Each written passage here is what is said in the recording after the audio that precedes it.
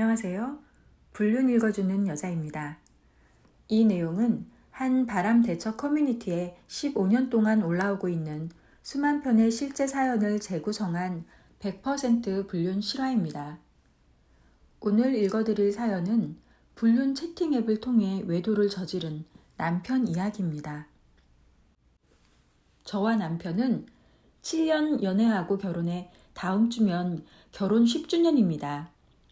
저희 부부에겐 올해 6살이 된 예쁜 딸아이가 있고 결혼 전 오랜 연애를 하였기에 그 누구보다 서로를 잘 알고 있다고 생각했습니다. 그런데 2년 전부터 남편의 외박이 부쩍 잦아지기 시작했습니다. 급기야 어떤 여자와 몰래 문자를 주고받다가 저에게 딱 걸렸습니다. 하지만 그저 채팅 앱을 통해 알게 된 사이라며 처음엔 그저 호기심으로 시작했을 뿐 얼굴도 모르고 아무 사이도 아니니 자신을 믿어달라고 하더군요. 전 순진하게 남편 말을 그대로 믿었고 너무 쉽게 용서하고 넘어갔습니다. 1년이 지난 후 또 다시 외박에 출장도 잦아지길래 다시 눈치가 이상해서 남편을 주의 깊게 지켜봤습니다. 한시도 폰을 손에서 놓지 못하더군요. 전 남편이 핸드폰을 할 때 옆에서 힐끗 훔쳐보며 잠금 패턴을 외웠고 깊게 잠들었을 때 남편의 핸드폰을 뒤졌죠. 또다시 다른 채팅 앱을 통해 사람들과 소통하고 있었고 이번엔 아예 오프라인 모임까지 참석하고 있었습니다.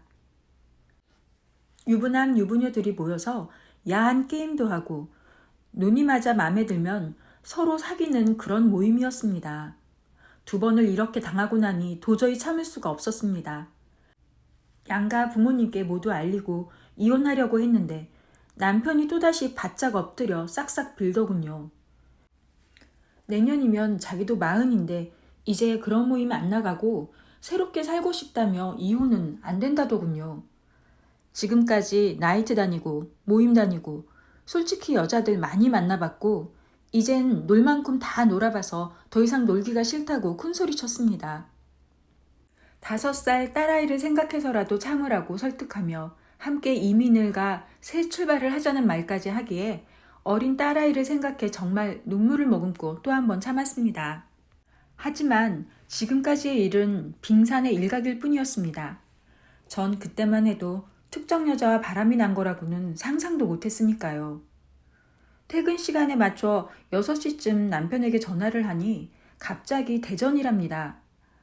가끔 출장을 가긴 하는데 다저녁에 대전에서 거래처 사람과 간단히 저녁만 먹고 온다는 게 이상해서 저녁 8시 반쯤 다시 전화를 해봤습니다. 남편은 차 안에 있는 것 같았습니다. 창문을 열고 고속도로 주행 중이었고 본인은 전화를 안 받으려고 했는데 실수로 통화받기가 된 것 같았습니다. 남편은 제가 듣고 있는 줄 모르고 대화를 하고 있었습니다. 여자랑 함께 있더군요. 손발이 떨리고 심장이 마구 요동치고 그래도 침착하게 녹음 버튼을 누르고 통화 내용을 들었습니다. 남편이 자기야, 이렇게 저녁에 대전 드라이브 하는 것도 재밌지? 네 전화 계속 안 받을 거야? 자기 오늘 정말 집에 안 들어갈래? 곧이어 여자가 어제 꿈 꿨다며? 내가 자기랑 같이 있고 싶어서 어제 그런 꿈 꿨나? 오늘 술 마실 거야? 자기는 사고 칠 때만 술 마시잖아. 집에 안 들어가는 게 사고 치는 거지. 생각해보니 일전에 외박할 때 의정부에서 자고 온 적이 있습니다. 의정부 톨게이트 기록이 일주일에 3번이나 찍혀 있었기 때문에 전 거기 사는 여자 채팅방 동료를 의심했었고 그래서 그 여자 전화번호를 적어둔 게 기억났습니다. 그 당시 남편은 다 지난 일이라며 그 유부녀랑은 아무 사이 아니고 데려다 주기만 한 거고 자기는 다른 여자에게 관심이 있었는데 제가 알게 된 후 다시는 그 모임 안 나간다고 했었습니다. 혹시나 해서 남편 핸드폰과 제 핸드폰이 연결된 상태로 집 전화기를 이용해 그 여자에게 전화해봤습니다. 전화벨이 울렸고 집 전화번호가 뜨자 어머나, 우리 두들겨 맞는 거 아니야? 그냥 받아볼까? 죽을래? 받지 마. 이러더군요. 여자는 목소리에서 애교가 넘쳤습니다. 주행 중이라 그런지 잡음이 섞여 잘 안 들렸으나 이 내용들은 명확하게 들렸습니다. 결국 남편도 여자도 전화를 받지 않았습니다. 저는 마음이 조급해져 아이가 아파 응급실에 가야 한다고 남편한테 문자를 보냈습니다. 실제로 아이가 고열과 기침이 심해 병원을 가야 했습니다. 그제서야 남편에게서 전화가 오더군요. 그런데 제가 더 이상 화를 참지 못하고 너 지금 여자랑 있는 거 다 알고 있다. 지금 한 대화도 다 들었다. 지금 당장 올라오면 내가 용서해 주겠지만 안 오면 끝이다라고 말했습니다. 남편은 오히려 저보고 왜 그러냐, 미쳤냐며 사진을 몇 장 찍어서 보내주었습니다.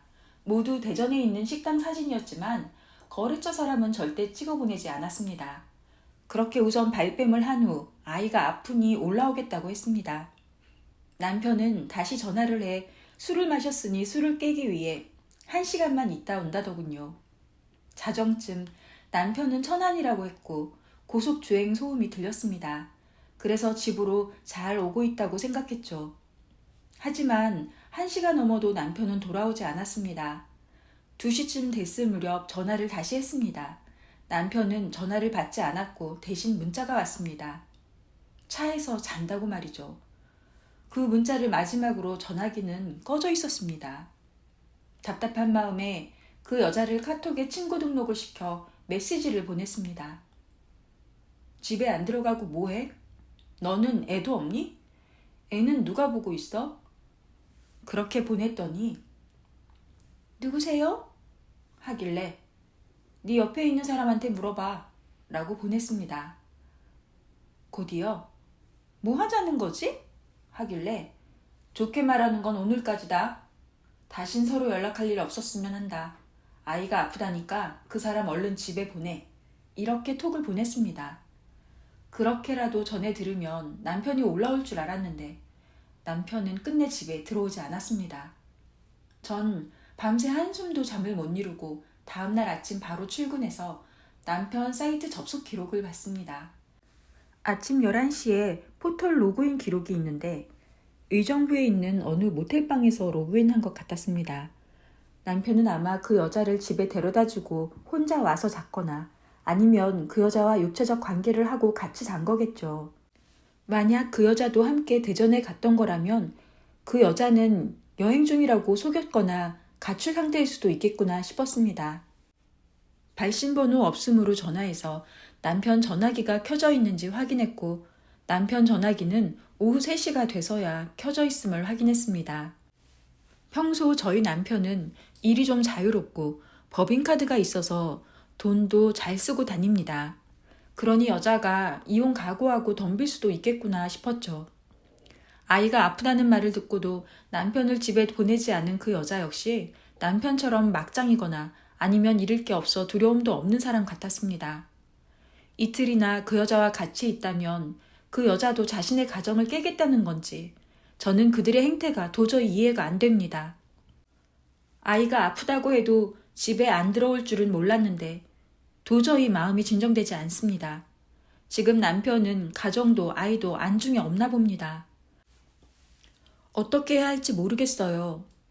전 어찌 대처해야 할까요? 이 사연엔 아래와 같은 댓글들이 달렸습니다. 바람난 남편들은 아내들이 생각하는 것처럼 아이를 생각 안 하는 것 같아요. 우리 남편도 상간녀와 정리도 못하고 2년을 넘게 만나고 있어요. 처음엔 저도 아이들 생각해서 정리할 줄 알았는데 아니더군요. 상간녀가 정리를 못하면 끝이 안 나요. 초장에 정리해야 합니다. 어떻게든 상간녀를 만나서 정리하세요. 저도 정리한다는 남편 말 믿었습니다. 거짓말 반복, 외박은 안 해서 믿었습니다. 힘내시고 경제로 키우세요. 또 다른 댓글입니다. 2번이나 참으셨다니 대단하세요. 이혼이요? 그거 하나도 무기 못 됩니다. 남자들한테는요. 애들 다 버리고 나만 이혼해서 혼자 나갈 거다. 잘 살아라 하고 님 혼자 집 나오셔서 잠수 타셔야 해요.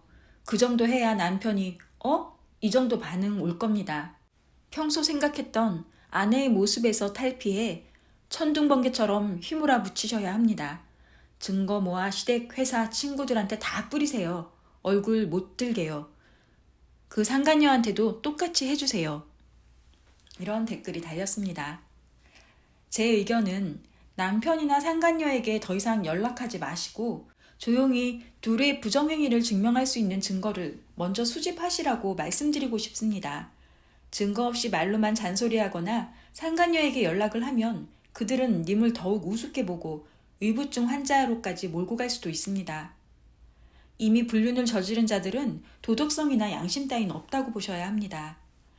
상간녀에게 빠져버린 남편은 예전의 남편이 아닌 다른 사람입니다. 아내도 가정도 자식도 몰라보는 게 바로 불륜이니까요. 더 잘해주고 용서해주고 그냥 놔둔다고 돌아오지 않습니다. 증거가 있어야 남편이든 그 상간녀에게 소송도 걸 수 있고 따져 물을 수도 있습니다. 가정을 지키기 위해서든 이혼을 위해서든 증거가 가장 중요하다는 점 잊지 마시고 조용히 증거 수집부터 하세요.